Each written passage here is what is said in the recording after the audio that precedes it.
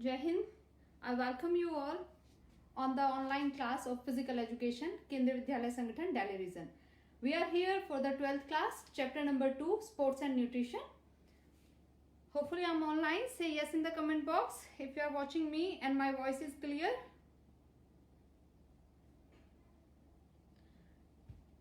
Alright students, let's have a quick revision about the sports and nutrition कि nutrition क्या है और nutrients क्या है, nutrition पोषण क्या है.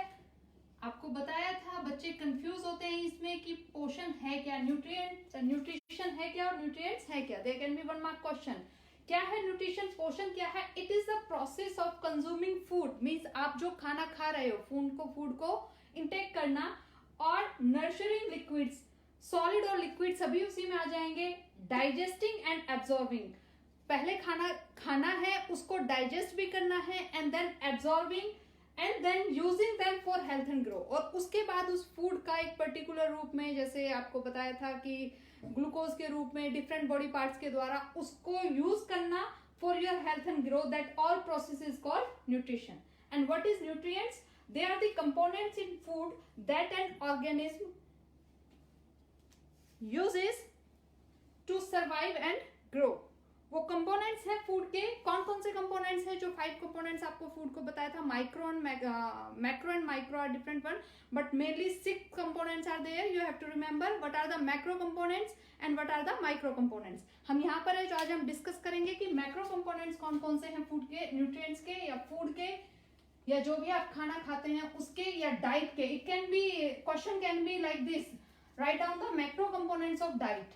Don't be get confuse. चाहे वो न्यूट्रिशन पूछे, चाहे फूड पूछे, चाहे डाइट पूछे, आंसर सेम ही होगा, मैक्रो एंड माइक्रो. तो कंपोनेंट्स कौन कौन से हैं? मैक्रो मींस जिनकी हमारी बॉडी में जो अमाउंट है वो ज्यादा चाहिए, हमारी बॉडी को जिनकी नीड ज्यादा होती है. 2 micro components are there and 4 macro components are there. हमारी बॉडी में सबसे ज्यादा जिन चीज की जरूरत होती है, तो सबसे पहले हमारी बॉडी में किस चीज की जरूरत है? सबसे ज्यादा जरूरत होती है कार्बोहाइड्रेट्स. कौन सा फूड है ये? Body building and energy giving food है. एनर्जी हमें सबसे ज्यादा कार्बोहाइड्रेट से ही मिलती है. द सेकेंड वन कौन सी? Fat.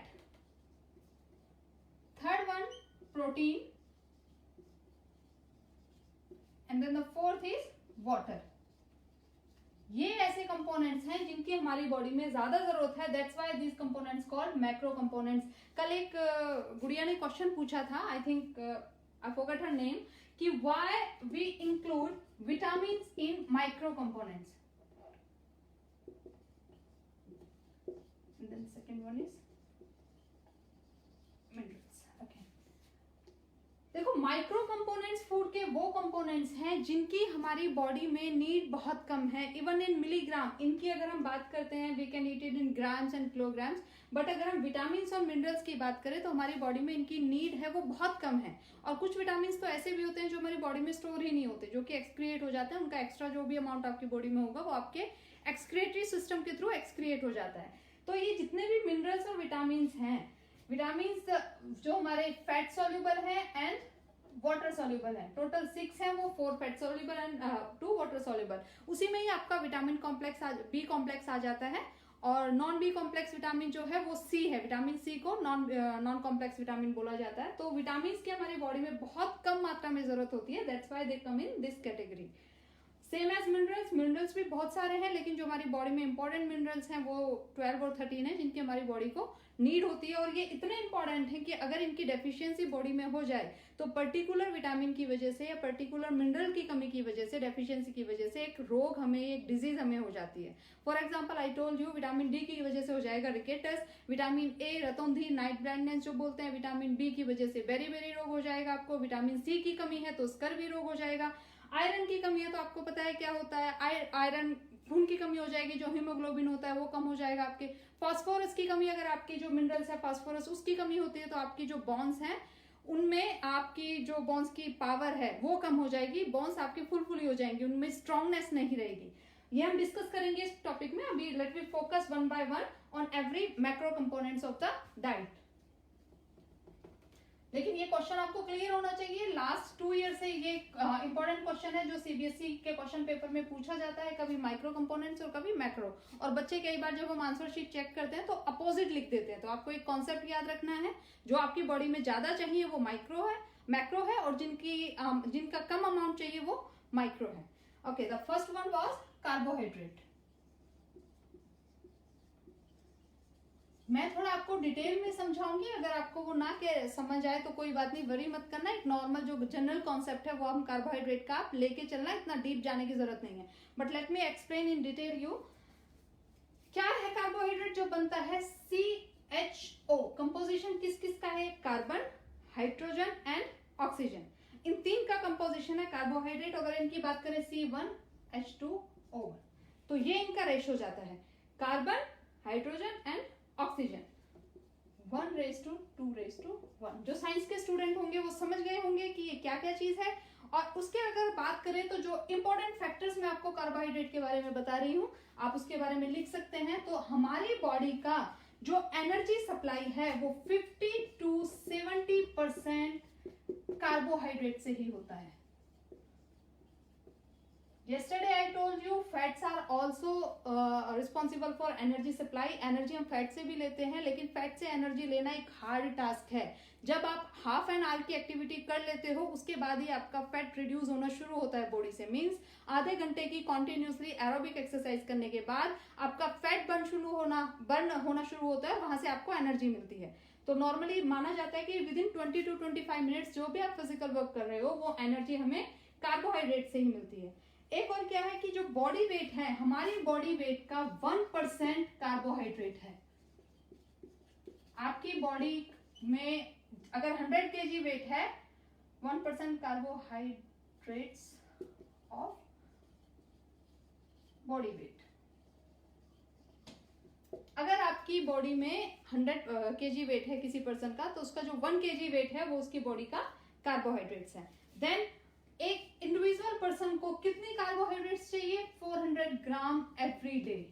In your diet 400 gram carbohydrate suppose to be there in everyday diet. तो ये एक नॉर्मल क्वेश्चन है। एक और क्वेश्चन है कि जो 1 ग्राम है, 1 ग्राम कार्बोहाइड्रेट कितनी कैलोरी देता है? तो 4.1 कैलोरीज।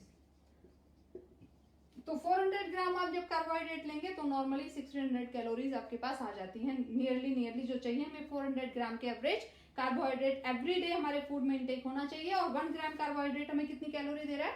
4.1 कैलोरी। अब हम बात करते हैं कि हमारे जो कार्बोहाइड्रेट हम लेते हैं इसको ये किस फॉर्म में कन्वर्ट होता है? मेनली हम ग्लूकोज के फॉर्म में भी ले लेते हैं।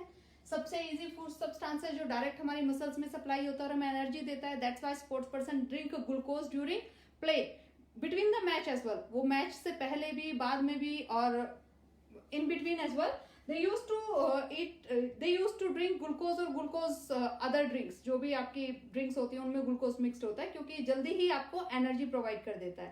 Same fruit juice work like this. अगर आप फ्रूट्स का फ्रेश जूस पीते हो तो उसमें भी ग्लूकोज ही जाता है, वो भी आपको एनर्जी जल्दी देता है as comparison to other drinks.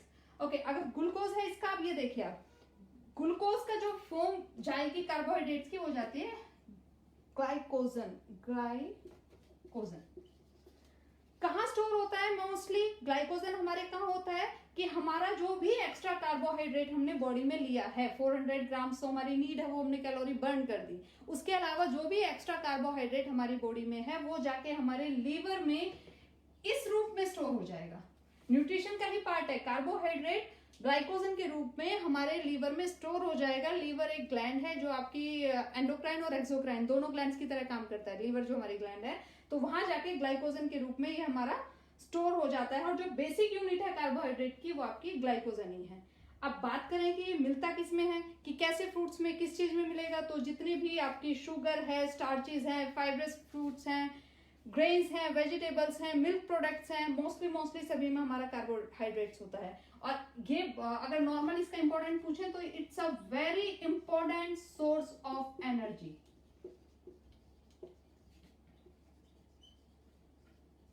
अगर जो क्विक सोर्स ऑफ एनर्जी या इंपॉर्टेंट सोर्स ऑफ एनर्जी अगर 5 कंपोनेंट्स में आ जाए, फूड के जो भी 4 + 2 6 कंपोनेंट्स हैं, so carbohydrate is the very important source of energy, act as a fuel और it is also called body building fuel. Carbohydrate is called as it's act as a fuel in the body. आपके शरीर में ईंधन की तरह काम करता है. And it's a body building food and it's a important source of energy.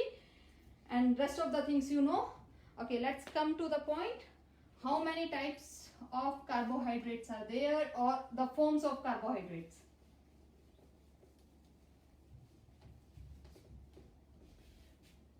Carbohydrate को अगर हम डिफाइन करें तो नॉर्मली 2 ही टाइप्स आते हैं. सिंपल कार्बोहाइड्रेट,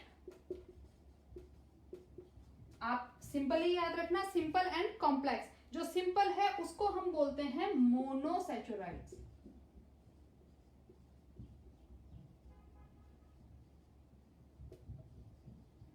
जो सिंपल फॉर्म है कार्बोहाइड्रेट्स की वो मोनोसैचुराइड्स कहलाएगी. And then second one is complex, ये कहलाएगी पॉलीसैचुराइड्स. यस,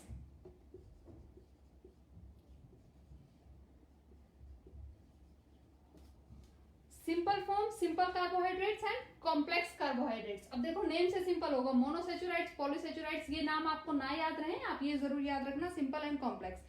सिंपल फॉर्म का क्या है, सिंपल फॉर्म का हम क्लियरली जाएगा. इनको डिफरेंस अगर हम कर दें, ये कॉम्प्लेक्स है, ये सिंपल है. इजी टू डाइजेस्ट, सिंपल है तो डाइजेस्ट भी वो जल्दी हो जाएगा. कॉम्प्लेक्स का क्या होगा, डिफिकल्ट टू डाइजेस्ट, मीन्स ये टाइम ज्यादा लेगा.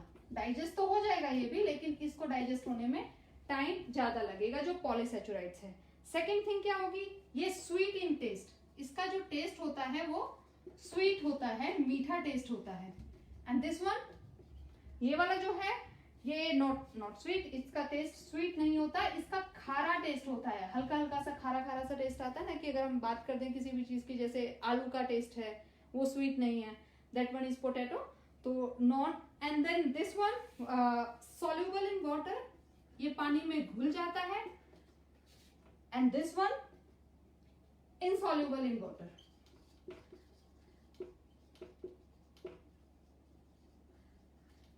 ये 3 मेन डिफरेंस है इनके. अगर बात करते हैं तो easy to digest, difficult to digest, sweet in taste, not sweet, soluble, insoluble. ये सिंपल कार्बोहाइड्रेट्स और कॉम्प्लेक्स कार्बोहाइड्रेट्स के जो आप डिफरेंशिएट कर सकते हो वो ऐसे कर सकते हो. अब अगर हम बात करें तो जो कार्बोहाइड्रेट्स कहलाता है हमारा, आई told you, quick energy food हम इसको बोलते हैं. अब ये जो सिंपल कार्बोहाइड्रेट है मोनोसैचुराइड्स, मोनोसैचुराइड्स में भी आपके पार्ट्स आते हैं फ्रक्टोज और गैलेक्टोज. फ्रक्टोज अगर आपको याद हो जाए तो अच्छा है, फ्रक्टोज एंड गैलेक्टोज.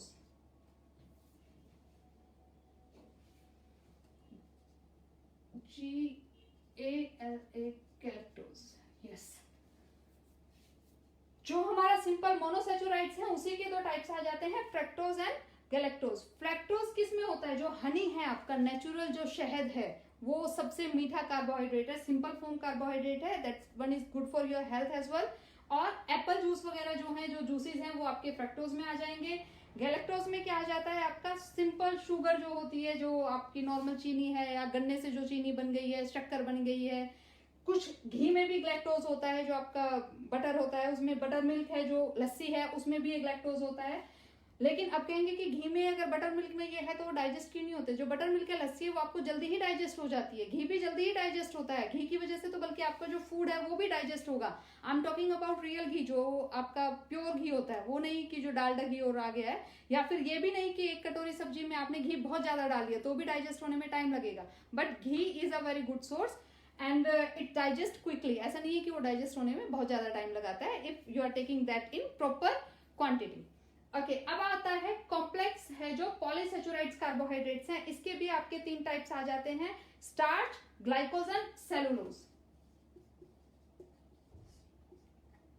स्टार्च समझ जाओ आप, नॉट स्वीट. कौन सा फूड आ जाएगा इसमें जो स्वीट नहीं है, सेम बताया था आपको, पोटैटो, व्हाइट राइस. स्टार्च का सबसे अच्छा सोर्स है व्हाइट राइस जो होते हैं ना आपके, वो, pulses, cereals. Then glycogen, glycogen में आपके व्हाइट ब्रेड जो बनते हैं, कैंडी फूड्स है जो भी मार्केट से मिल रहा है आपके, व्हाइट ब्रेड जल्दी से डाइजेस्ट नहीं होते, मैदा से जो बने होते हैं, मींस बहुत थिन जो व्हीट होता है आपका. And then the third one is cellulose. जो सेलुलोज है इसके बारे में एक इंपॉर्टेंट चीज मैं आपको बता दूं, ये प्लांट्स का फूड है, प्लांट से ही मिलता है और ये सीड्स में और जो पील्स होते हैं ना, छिलका होता है उसमें होता है। मोस्टली जो बड़े बूढ़े घर पे दादा दादी होंगे वो कहते होंगे कि टमाटर का जो बीज है, सीड है, वो डाइजेस्ट नहीं होता। कई लोग कहते हैं कि उसका जो छिलका है पीला वो डाइजेस्ट नहीं होता। उन सभी में सेलुलोज होता है और जो हमारी ह्यूमन बॉडी है ये सेलुलोज को डाइजेस्ट नहीं कर पाती। पहले कर लेते थे, पहले हमारी ह्यूमन बॉडी में जो अपेंडिक्स नाम का एक ऑर्गन है, जो कई बार सुना होगा आपने, अपेंडिक्स का पेन हो गया तो उसको रिमूव कर दिया सर्जरी के द्वारा। वो जो अपेंडिक्स ऑर्गन है वो इस सेलुलोज के जो पार्ट्स हैं उनको डाइजेस्ट करने में हेल्प करता था। बट अब एनिमल्स में वो एक्टिव है अपेंडिक्स, एनिमल्स इसको डाइजेस्ट कर देंगे, चाहे वो आपके एप्पल का सीड है, चाहे ऑरेंज का सीड है, जो आपके ऑरेंज में सीड निकलता है, मैंगो सीड है, जो भी उनको डाइजेस्ट करने की कैपेसिटी एनिमल्स में है, बट मैंस में नहीं है क्योंकि उनका अपेंडिक्स अब वर्किंग कंडीशन में नहीं है। That was the main reason. But cellulose is one form of carbohydrates, जो आपके सीड्स और पील्स होते हैं उनमें भी कार्बोहाइड्रेट्स होता है। अब अगर स्टार्च की बात करें तो जो अगर ये स्टार्च था हमारा, सबसे पहले जो कार्बोहाइड्रेट्स में डाइजेशन शुरू होता है, स्टार्च का ही सबसे पहले ह्यूमन बॉडी में डाइजेशन शुरू होता है। टाइम लेता है ये डाइजेशन, स्टार्ट इसका जल्दी होता है बट लॉन्ग टाइम तक चलता है, डाइजेस्ट होने में टाइम बहुत लेता है। Otherwise this one is easy to digest, जो आपका फ्रक्टोज और ग्लैक्टोज कार्बोहाइड्रेट है ये आपका जल्दी डाइजेस्ट हो जाता है। That was all about the carbohydrate। अगर इसके फंक्शंस की हम बात करते हैं तो क्या क्या है, अगर फंक्शन पूछना जाए what are the functions of the carbohydrates, then providing energy for working muscles, muscles को आपको काम करने के लिए एनर्जी देता है। The first one, very quick energy food is the carbohydrates. And then second one, providing fuel for the central nervous system, जो आपका सेंट्रल नर्वस सिस्टम है उसके लिए एक फ्यूल का काम कार्बोहाइड्रेट ही करता है। Third one is help in enabling food fat metabolism, जो फैट का मेटाबॉलिज्म आपकी बॉडी में होता है उसके लिए हेल्प करता है।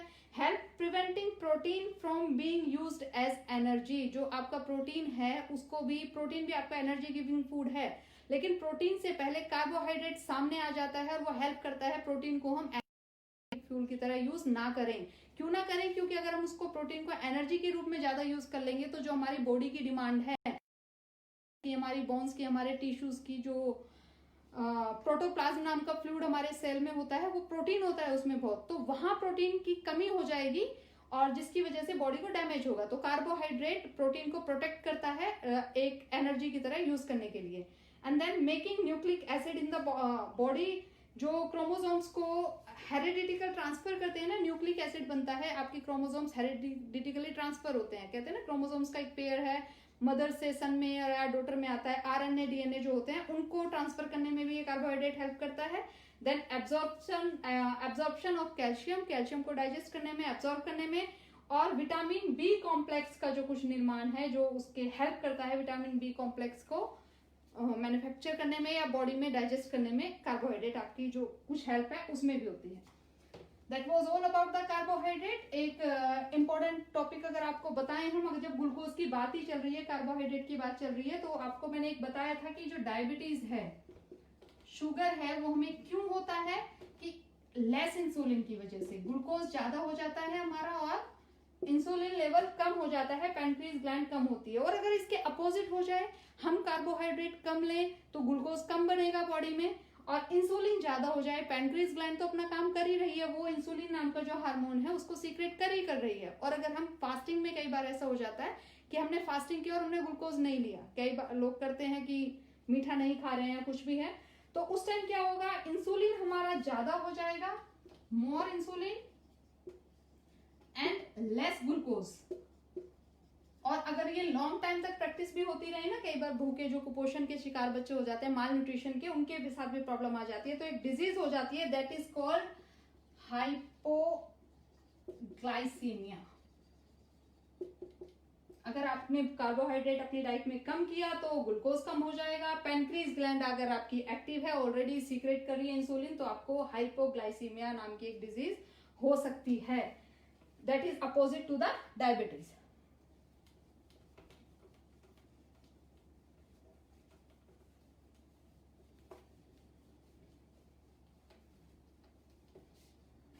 Okay, the second component, macro components of food, second was fat, fats या fat, चर्बी जिसको कहते हैं। और अगर इसका कंपाउंड देखें तो क्या है, CHO, carbon, hydrogen and oxygen, इनका रेशो होगा 76:12:12, जो हमारा फैट कंपोज होता है, बना हुआ होता है, ये उसका रेशो होता है। बात करें अगर 1 ग्राम कार्बोहाइड्रेट लेते हैं हम तो हमें कैलोरी मिलती थी 4.1।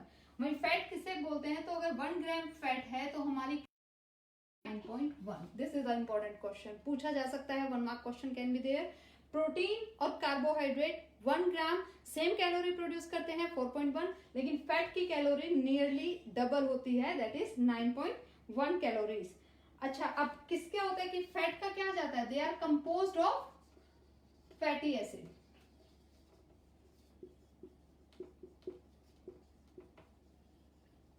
फैट है जो composed of fatty acid. Provide, एक आपको बता दिया, provide double calorie as comparison to carbohydrates and protein. Protein is a body building food, वैसे जो प्रोटीन को माना जाता है। और जो आपके फैट सोल्यूबल आपको विटामिन होते हैं, 4 I told you, vitamin A, D, E, K. तो जो ए, डी, ई, के विटामिन हैं आपके, उन ये आपके फैट सोल्यूबल विटामिन है, तो इनके एब्जॉर्प्शन के लिए भी फैट जरूरी है, क्योंकि बताया ना फैट सोल्यूबल, ये सोल्यूबल ही फैट में होते हैं ये विटामिन, तो इनके एब्जॉर्प्शन के लिए भी फैट हमारी बॉडी में बहुत जरूरी है। Then it's a body building food and energy giving food plus energy giving.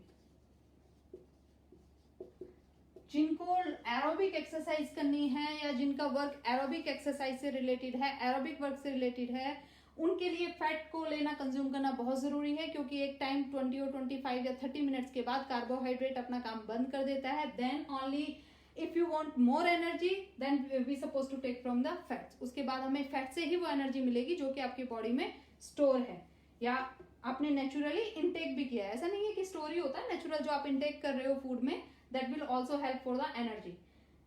Then the next one, hard to get energy from fat, that's why carbohydrate is the best source of energy. I told you कि carbohydrate best source होता है energy का, क्योंकि fat से energy लेना hard. Store कहाँ होता है फैट को, तो स्टोर कहाँ होता है, store in adipose tissue. Adipose tissue है जहां हमारा फैट का स्टोरेज होता है। आपकी बॉडी की अगर बात करें तो जो आपकी आईज हैं, इनके ऊपर एडिपोज टिश्यू बहुत कम होते हैं या होते ही नहीं। दैट्स व्हाई अगर आपने देखा होगा कि गालें सूज जाएंगी, पूरा फेस सूज जाता है, लेकिन आईज हमारी नहीं स्वेलिंग आती है उन पर, ना ही उनका साइज वगैरह बढ़ता है, because adipose tissue is not there. पर अगर बात करें टमी पर, आपके बर्ड्स पर, वहां एडिपोज टिश्यू है, जो ये सेल्स हैं बहुत ज्यादा होते हैं, इसलिए वहां आपका फैट स्टोर हो जाता है। फैट का जो स्टोरेज है वो एडिपोज टिश्यू में ही होता है, ग्लाइसरीन और फैटी एसिड के नाम से। एडिपोज टिश्यू में भी अगर बात करें तो ग्लाइसरीन एंड फैटी एसिड, इसी फॉर्म में ये स्टोर होता है। ओके, एंड केमिकल फॉर्म में फैट को क्या कहा जाता है, लिपिड। अगर केमिकल नेम बात करें ना, इसको केमिकल फॉर्म में फैट को लिपिड कहा जाता है। और इसी से रिलेटेड आपको एक क्वेश्चन बताएं कि जब फैट रिडक्शन की जो सर्जरी होती है, एक टेक्निक जो आपकी एलोपैथी में आई है कि पेट का फैट, बहुत सारे जो मूवी थिएटर्स में काम करते हैं उन्होंने करवाया है कि अगर पेट का फैट कम कराना है तो वो एक सर्जरी कराते हैं। वो सर्जरी का नाम है जो उसमें करवाते हैं, वो इसी लिपिडोसॉफी या फिर कुछ इसी तरीके से नाम है, सिंथेसिस प्रोडक्शन, क्या नाम था उस सर्जरी का, I forgot the name of that surgery, but I told you. Yeah, liposuction.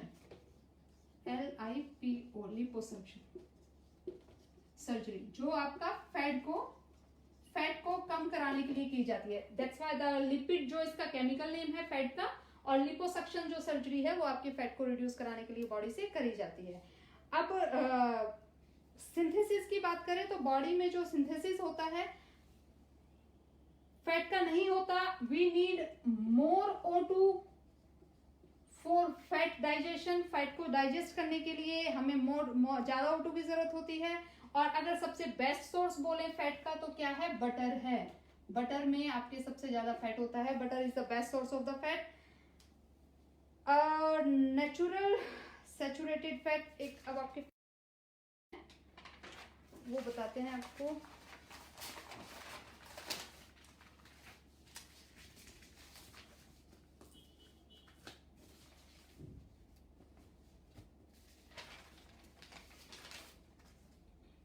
More O2 यहाँ यहाँ तक हमारा पॉइंट्स क्लियर है? लेट मी रब द बोर्ड। फैट के बारे में एक दो इंपॉर्टेंट चीजें हैं वो आपको बता दें कि ये टाइप्स क्या है फैट का और कैसे हम इसको ले सकते हैं, कहाँ कहाँ से हमें ये मिलता है। एक जो इसका इंपॉर्टेंट पॉइंट मैं आपको बता रही थी कि जो एक नेसेसरी जिसका एब्जॉर्प्शन हमारी बॉडी में नहीं होता है, आई टोल्ड यू थोड़ी देर पहले मैंने बताया था कि जिसका सिंथेसिस एक वर्ड है मींस संश्लेषण। एक टाइप का फैट है जो सैचुरेटेड फैट है, saturated fat necessary saturated fat है। आजकल आपने सुना है भाई होगा इसका ओमेगा, ओमेगा बोलते हैं ना आपको, omega 3 and 6।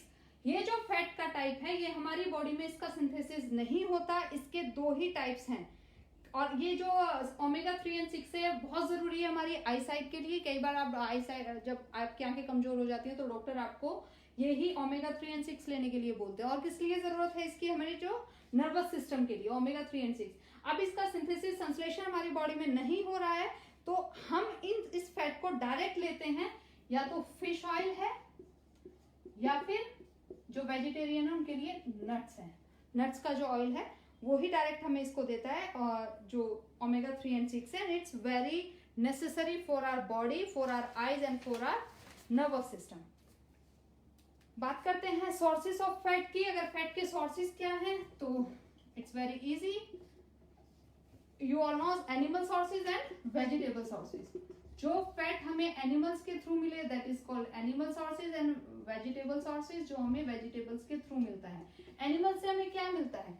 Milk, meat, dairy product, egg, all that comes in the animal sources. और वेजिटेबल्स की बात करें तो जो आपके इडेबल ऑयल हैं, ग्राउंडनट ऑयल, आलमंड ऑयल, जितने भी आपके ऑयल्स निकलते हैं वो सब आपके इसमें आ जाएंगे। Sunflower oil, coconut oils, they all comes in the vegetable sources.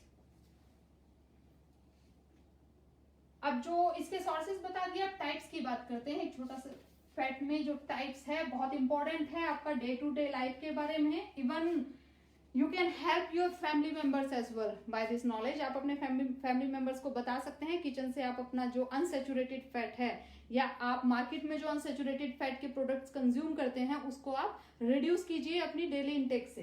तो बात करते हैं फैट्स के। अगर टाइप्स क्या है? 2 टाइप्स हैं, saturated and unsaturated. Saturated fat and unsaturated fat. देखो सैचुरेटेड फैट क्या है और अनसैचुरेटेड फैट क्या है। एक सिंपल सा इसका जो है कि saturated is good for you, unsaturated is bad for you, और you can take a bit amount of the unsaturated fat. वो भी इसके एक टाइप का, इसके जो अनसैचुरेटेड फैट है उसका भी जो टाइप है वो हम आपको आगे बताएंगे। 2 टाइप्स में आता है। Let's focus on saturated fat. एक नॉर्मल जो इनमें जनरल डिफरेंस है वो हम आपको बताते हैं। तो सैचुरेटेड फैट क्या है? ये जम जाते हैं, नॉर्मल सॉलिड फॉर्म में जम जाते हैं। फॉर एग्जाम्पल रूम टेम्परेचर पर अगर आप इन्हें रखें तो ये सॉलिड फॉर्म में आ जाते हैं। फॉर एग्जाम्पल घी, अगर आप घी को रखते हो रूम टेम्परेचर पे तो घी जम जाता है नीचे। और ये unsaturated fat not comes in solid form.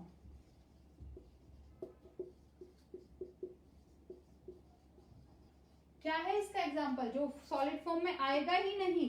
कौन सा है? ऑयल्स। जो भी आपका ऑयल है वो अनसैचुरेटेड फैट में ही आता है। अब घी में जो पहले अगर आपके दादा वगैरह से पूछना तो जब ये जितने भी रिफाइंड्स वगैरह हैं इनसे पहले वनस्पति घी नाम का रिफाइंड्स वगैरह की जगह यूज होता था, वो घी यूज होता था। That was the source of saturated fat. लेकिन मीडिया ने और पब्लिसिटी ने लोगों को मजबूर कर दिया कि रिफाइंड ऑयल ही लें, तो वो अनसैचुरेटेड फैट की तरफ बढ़ गए हैं। घी अगर आप यूज करते हो चाहे वो वनस्पति घी है या देसी घी है, that one is good as comparison to the oil, जो भी किसी भी टाइप का जो आप ऑयल यूज करते हो। ओके, अब जब सेकंड बात करते हैं क्या है? Mostly in animals food. ये जो सैचुरेटेड फैट है ये आपको मोस्टली एनिमल्स का जो है, एनिमल्स से जो फूड मिलता है जैसे मिल्क हो गया, चीज हो गया, या फिर कहा होगा जो उष्ण कटिबंधीय ट्रॉपिकल एरियाज होते हैं ना, ट्रॉपिकल एरिया है जो वहां के जो ट्रीज हैं उनसे जो फैट में निकला है। जैसे ट्रॉपिकल एरिया का ट्री क्या है आपका? कोकोनट, कोकोनट ऑयल ट्री से निकला हुआ है। और क्या है ट्रॉपिकल एरिया में? पाम, जो आपके पाम का ऑयल है, ये सारा ट्रॉपिकल एरिया है। तो इनसे जो निकला हुआ फैट है वो भी आपका में आता है।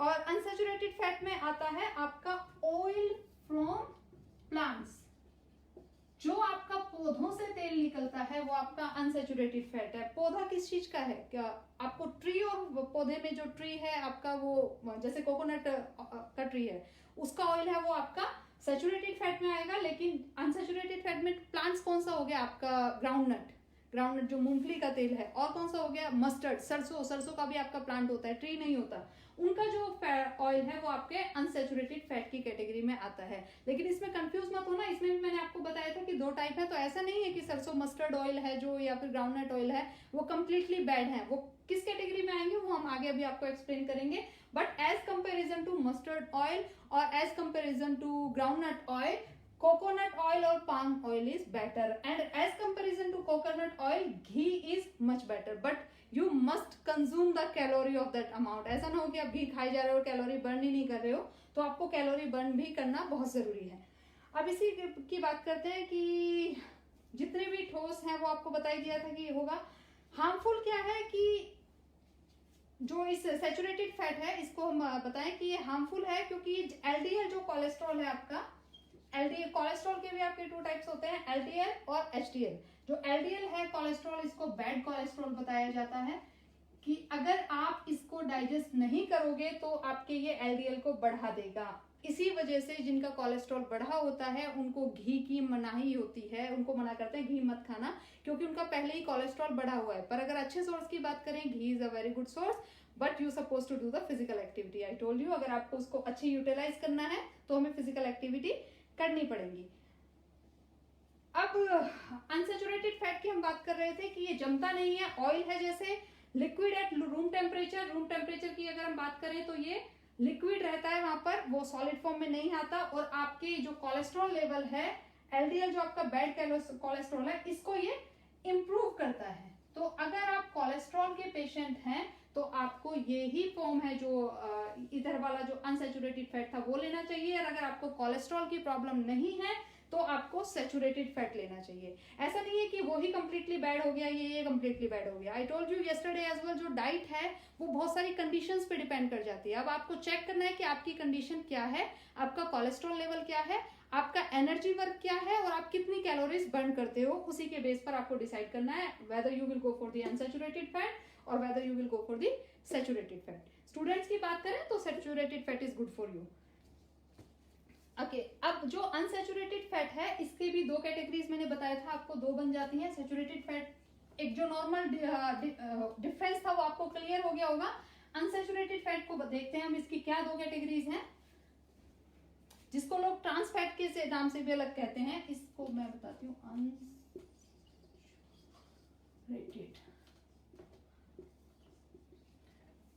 मूफा एंड पूफा, MUFA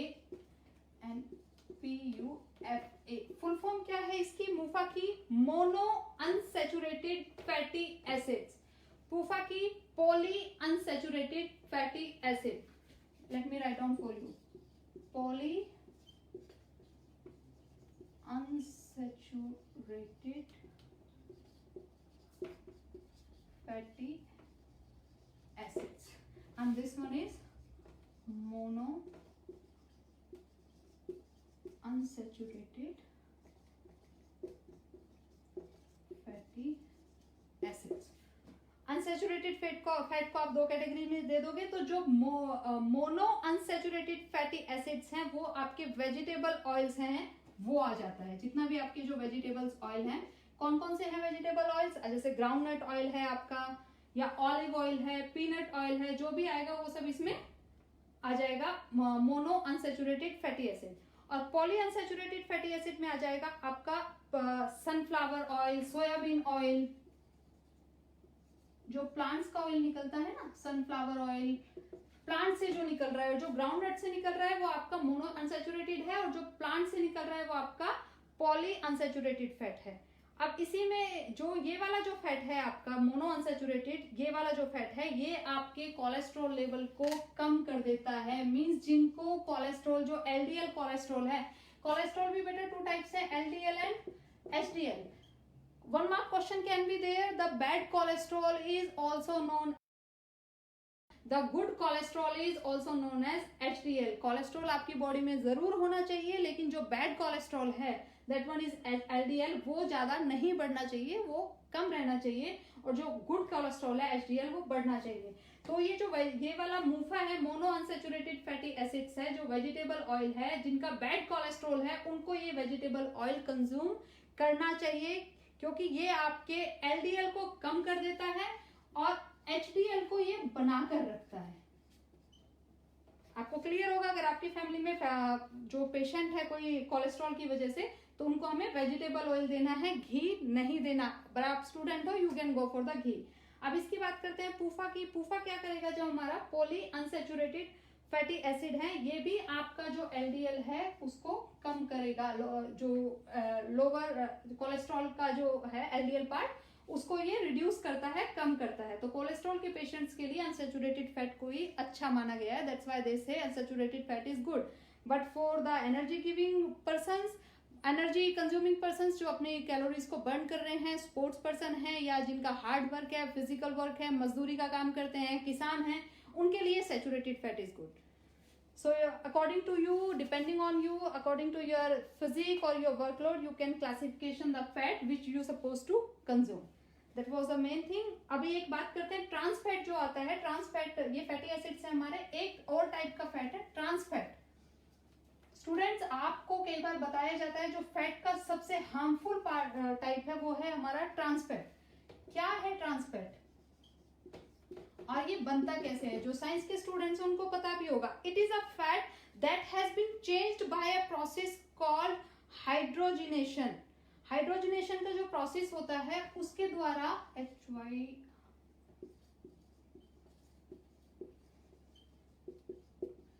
हाइड्रोजिनेशन जो प्रोसेस है उससे ये चेंज हो जाता है, दैट इज ट्रांसफैट। और ट्रांसफैट सबसे ज्यादा किस में होगा? एक प्रैक्टिकली एग्जांपल लेते हैं। अगर आपने बाहर देखा होगा जो स्नैक्स बनाते हैं या समोसे या ब्रेड पकौड़े बनाते हैं, उनके जो समोसे होते हैं वो क्रिस्पी होते हैं। आप घर पे बनाओगे तो इतने क्रिस्पी नहीं होते। उसका रीजन क्या है कि उनके समोसों में ट्रांसफैट है। वो कैसे बनता है कि एक ही आप जितनी बार गर्म करोगे, जितनी बार हीट करोगे, उसमें वो ट्रांसफैट उतना ही बढ़ता जाता है। और जो नॉर्मल स्टडी बताती है नियरली ट्रांसफैट को डाइजेस्ट होने में 8 इयर्स लग जाते हैं एक नॉर्मल पर्सन में। वो ट्रांसफैट आपके एडिपोज टिश्यू में बढ़ता जाता है और आपके वेट को, आपकी बॉडी का जो BMI है उसको डिस्टर्ब कर देता है। दैट्स वाई जो डॉक्टर एडवाइस करते हैं वो कहते हैं ट्रांसफैट नहीं खाना। अगर आपको कुछ भी फ्राइड खाना भी है तो घर पे खाइए। जो ऑयल आपका एक बार गर्म हो गया है means after that is waste for you. अब वेस्ट की बात करें तो जो मदर्स है उनको वो वेस्टेज लगेगा, लेकिन अगर उनके पेट में जाएगा तो वो वेस्टेज नहीं लगेगा। वो इसी वजह से वेट पुट ऑन कर लेते हैं। अगर वो किसी जानवर को डाल दें हम, that will be good instead of consuming yourself. या अगर उसको कंज्यूम भी करना चाहते हैं तो उसका तरीका ये होता है कि फ्राई पैन में जब आप जिस ऑयल में हमने ऑलरेडी फ्राई कर चुके हैं उसको दोबारा हीट कर रहे हैं, तो फ्राई पैन में आप उसको डाल के सीधा कच्ची सब्जियां डाल दीजिए जो आप छोंक के लिए लगाते हो, प्याज या टमाटर वगैरह जो भी, तो उस वे में कंज्यूम करते हैं तो भी उसका जो नेगेटिव इफेक्ट है वो बॉडी पर कम पड़ता है। लेकिन बार बार उसी ऑयल को जब हम बार बार हीट किए जाते हैं तो ट्रांसफैट बन जाता है, जो हमारी हेल्थ के लिए बहुत ही फंक्शन की बात करते हैं कि फैट के फंक्शन क्या है। नॉर्मल है कि लॉन्ग ड्यूरेशन ऑफ एक्टिविटी के लिए बहुत हेल्पफुल है। ब्लड क्लॉटिंग जब हो जाती है आपकी तो उसके लिए भी आपका हेल्पफुल होता है। Energy giving source of energy है ये। मेंटेनेंस ऑफ स्किन, आपका जो स्किन है और हेयर है उनकी मेंटेनेंस के लिए भी फैट बहुत जरूरी है।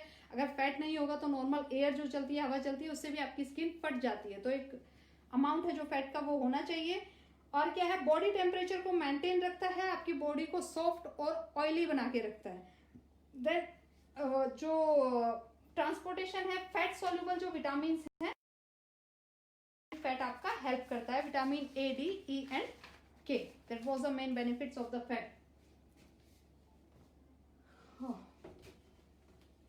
In 2 components took 40 minutes. Still we are having nearly 15 minutes, students. Okay. Maybe we will finish today the components of diet. The third one is protein.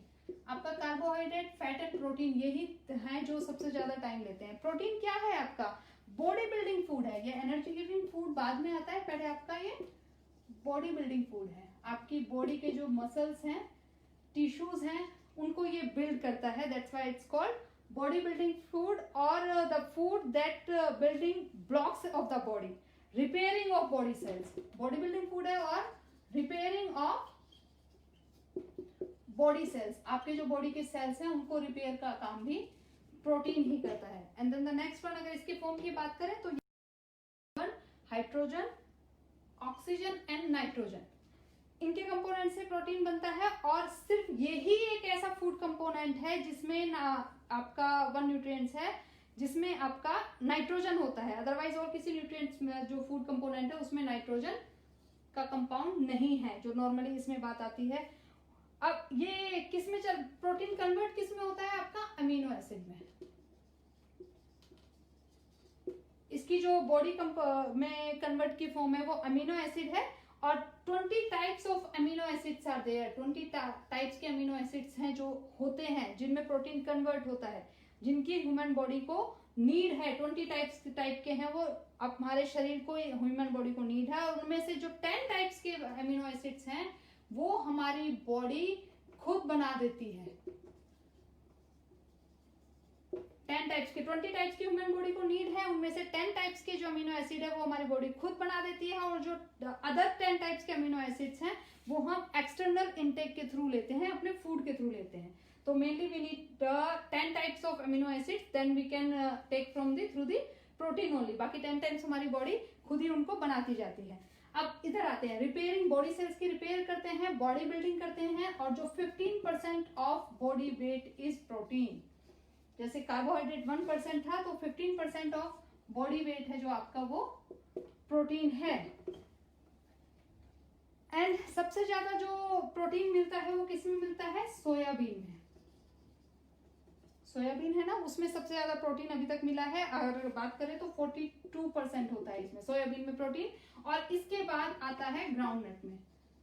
Question can B 1 mark question जो आपका आएगा, objective type आ जाएगा, उसमें options दे देंगे soybean, apple, banana, whatever.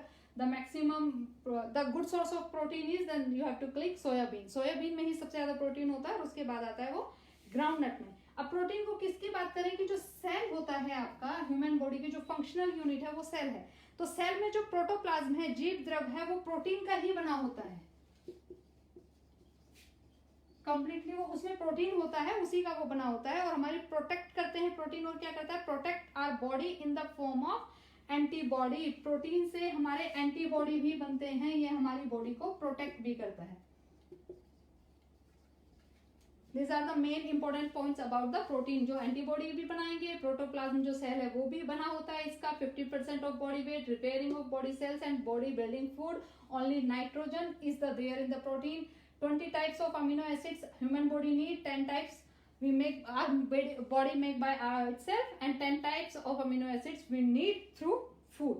यही था आपका जो प्रोटीन का मेन था। अब इसके डाइजेशन की बात करें तो इसका जो प्रोटीन का डाइजेशन है वो हमारी सैलिवरी ग्लैंड्स, माउथ में होती है ना, हमारे माउथ में जो ग्लैंड्स होती हैं वहीं से प्रोटीन का डाइजेशन शुरू हो जाता है। एक नॉर्मल छोटा सा मैं आपको कॉन्सेप्ट समझाऊंगी कि प्रोटीन डाइजेस्ट कैसे होता है। देखिए, जो हमारा डाइजेस्टिव सिस्टम है, माउथ में आपका डाइजेशन शुरू हो गया। उसके बाद आता है आपका ओइसोफेगस। मैंने जब आपको रेस्पिरेटरी सिस्टम बताया था तो बताया था कि ओइसोफेगस, जो मुंह से सांस लेते हैं तो ओइसोफेगस में जाती है, खाना जो हम खाते हैं वो ओइसोफेगस में जाता है। ओइसोफेगस में हमारा कुछ भी डाइजेशन का काम नहीं होता है। ओइसोफेगस के बाद फूड आ जाता है हमारा स्टमक में। माउथ में होता है डाइजेशन, प्रोटीन का डाइजेशन माउथ में ही स्टार्ट हो जाता है आपकी सैलिवरी ग्लैंड से। अब स्टमक में जो आया तो स्टमक में जो एंजाइम है, एक एंजाइम है पेप्सिन। आपके स्टमक में ऑलरेडी बहुत सारे केमिकल रिएक्शंस होते रहते हैं। जो एंजाइम पेप्सिन है वो कन्वर्ट करता है प्रोटीन को पेप्टोन और पेप्टाइड्स में।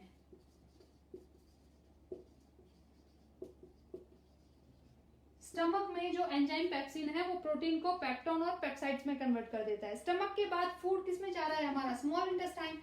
स्मॉल इंटेस्टाइन का जो फर्स्ट पार्ट है ड्यूोडेनम। स्मॉल इंटेस्टाइन के भी आपके 3 पार्ट हैं, duodenum, jejunum and then the ileum. Jejunum and then ilium.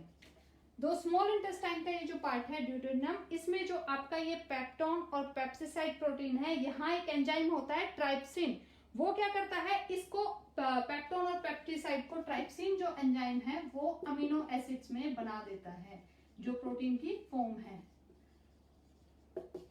तो ड्यूडेनम में मेन इसका जो स्मॉल इंटेस्टाइन का पार्ट है ड्यूडेनम, वहां टाइपसिन जो एंजाइम है आपका, वो प्रोटीन के जो ये फॉर्म थे आपके पेप्टोन और पेप्साइड्स, उसको अमीनो एसिड्स में ट्रांसफर कर देता है। और इलियम जो लास्ट पार्ट है, यहाँ पर एब्जॉर्ब हो जाता है अमीनो एसिड्स और यहीं से वो फिर ब्लड में चला जाता है।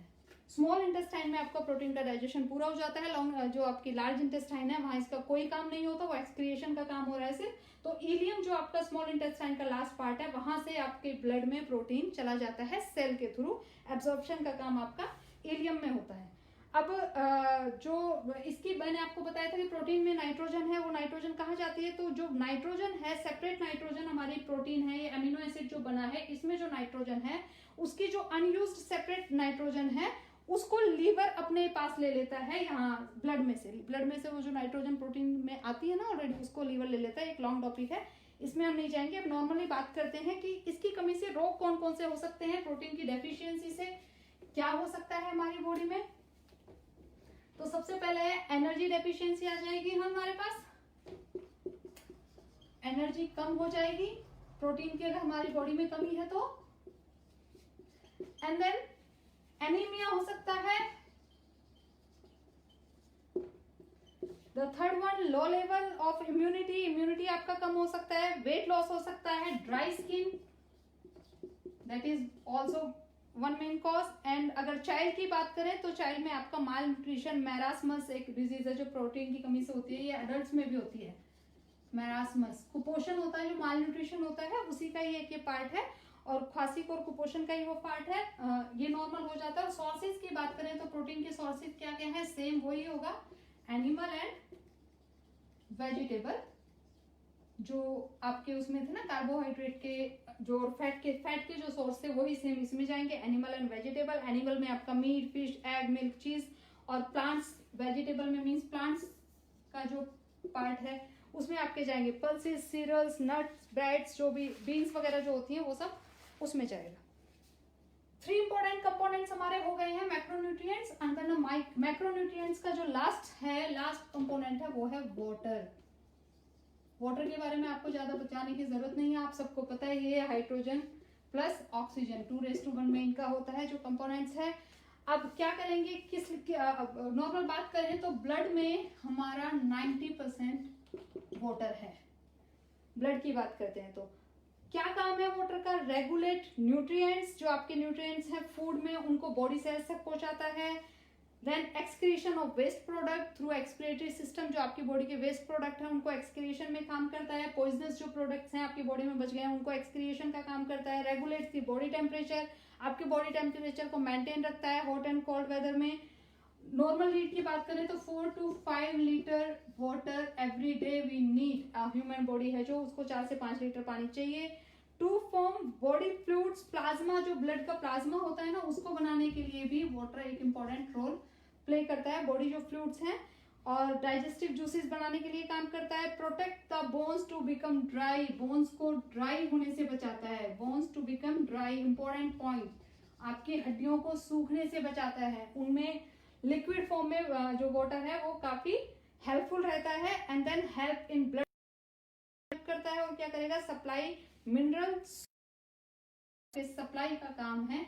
बॉडी में मिनरल सॉल्ट्स हैं उनको भी सप्लाई का काम वाटर करता है। That was all about the water. Water के बारे में इतना एक्सप्लेनेशन, इसके टाइप वाइप में कुछ भी जाने की जरूरत नहीं है, just the simple thing. Macronutrients आपका बहुत इंपॉर्टेंट टॉपिक था, मोस्टली इसमें से क्वेश्चन आएगा ही, आपके नॉलेज में भी होना चाहिए। Still we have 5 minutes if you want guys. If it's getting boring, maybe rest of the topic we will finish tomorrow because it's 5:53. Micronutrients क्या हैं और आपका जो इसका छोटा मोटा पार्ट्स रह गया है वो हम कल करेंगे, और कोशिश करेंगे कल हम ये चैप्टर फिनिश कर देंगे। आपका कोई भी क्वेश्चन हो students, please ask in the comment box, हम कोशिश करेंगे कि उसको सॉल्व करें। That was enough for today. Thank you, जय हिंद।